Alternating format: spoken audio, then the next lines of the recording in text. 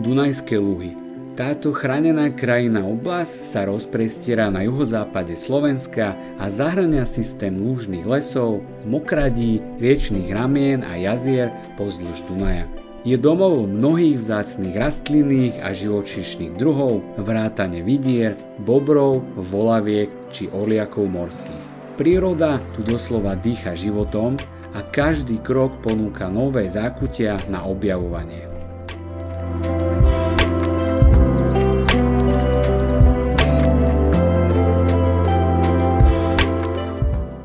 Ahojte, dnes sa spolu pozrieme na Dunajské Luhy, konkrétne na okruh, ktorý ide po červenej turistickej značke a nachádza sa pri obci Bodiky.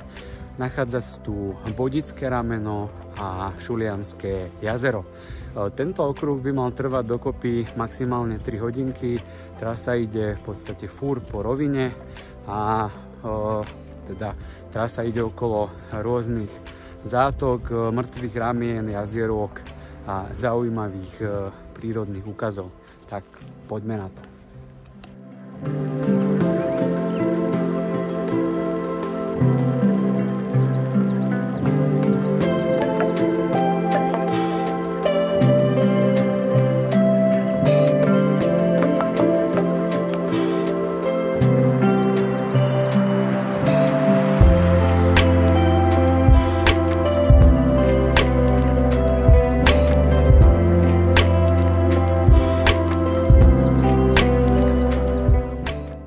Práve sa vraciam po červenej turistickej značke naspäť, pretože som zistil, že na trase sa nachádza brod.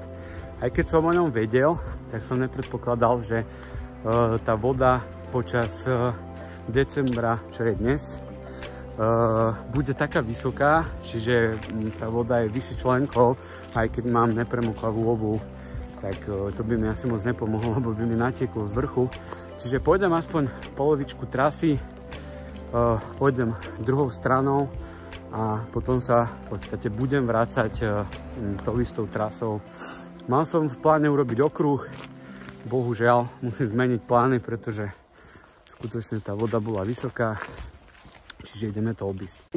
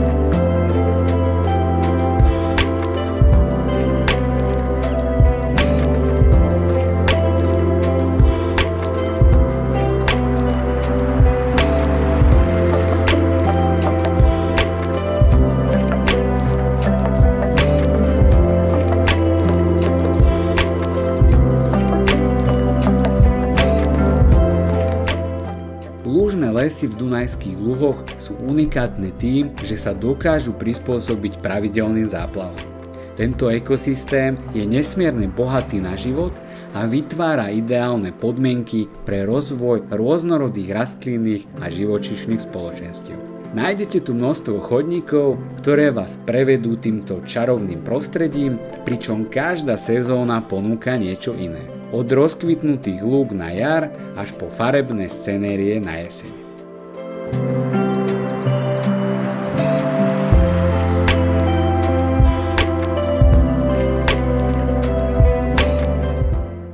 Akurát som dorazil ku Dunaju a tu bude moja cesta končiť, pretože sa začína smievať a cesta naspäť mi bude trvať ešte nejakú hodinku, hodinku a pol.